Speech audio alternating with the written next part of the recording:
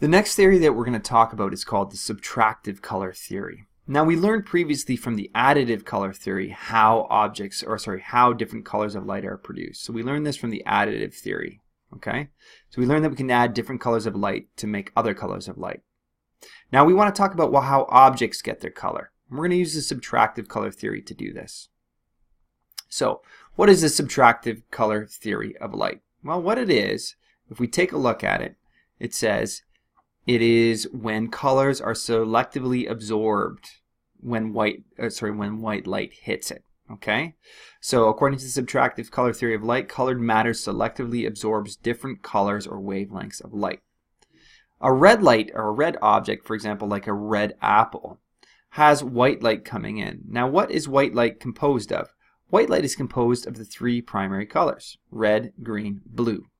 And when it comes in, the object that is red will absorb the green and blue light. Now, because it absorbs those lights, the red light is reflected and it hits our eye. This is why the object is red. If the green light hit our eye, we would be able to see those green wavelengths, but we don't. We just see the red light. Keep in mind that white light is composed of red, green, and blue light. So, a yellow rose, for example, what would it be absorbing? Because it's not composed of one of the primary colors. Keep in mind that yellow produces, it comes from red and it comes from green light. So that means that red and green light must be hitting our eye because red and green make yellow.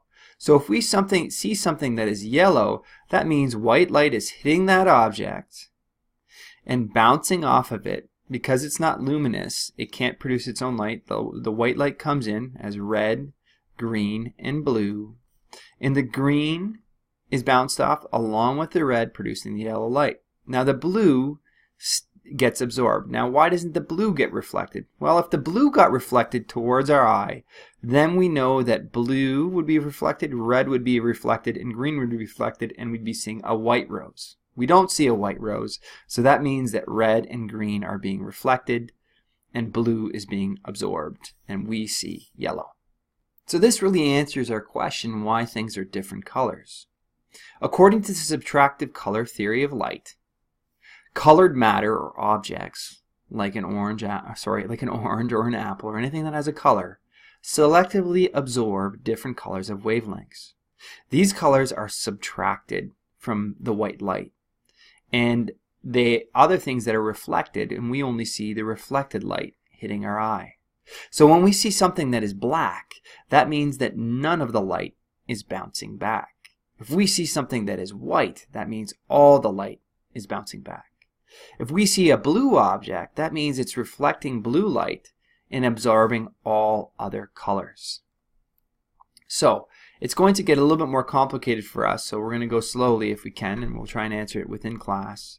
But if we look at this, the subtractive color theory of light, the primary and secondary colors of the light for the subtractive theory are opposite of the colors of the additive theory.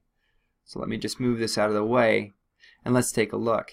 Down here, this is our additive theory, and you can see that they're just reversed. We have red and we have green, and it's making yellow. Well, if we take a look at that, we have green in the inside now, we have red in the inside now, and we have blue on the inside. And the secondary colors are actually on the outside. So let's see how we can use this. So, for the subtractive color theory of light, if a color is absorbed, it will not make it to your eye. You will only see the reflected colors. Paint and pigment manufacturers, so when we do paint and pigment manufacturers know this, and they use these to varying degrees to make different colors. So for example, if we had cyan, we know that the red will be absorbed, green and blue will come together, and based on the additive theory, green and blue make cyan. Okay, so this is why we're seeing cyan. If you have yellow, we know that green and red are being reflected, and this is why we are seeing yellow. And finally, when we see something that is purple or magenta, we know green is being absorbed and red and blue are being reflected. This is a little bit more complicated, so we're going to practice this in class to make sense. But if we look at this, these are the pigments that you would see as well, just repeating what we said. So you'll get a note on this if you take a look. Yellow, again, is absorbing blue. Magenta is absorbing green. And cyan is absorbing red, and the other two colors are bouncing off. So when your eye sees this, for example, it will see cyan. When your eye sees this, it's going to see purple or magenta. And when your eye sees this one, it's seeing yellow. Okay, and if you see black, that means nothing is reflected at all. So filters also work by using the subtractive theory. A blue filter will only let through blue.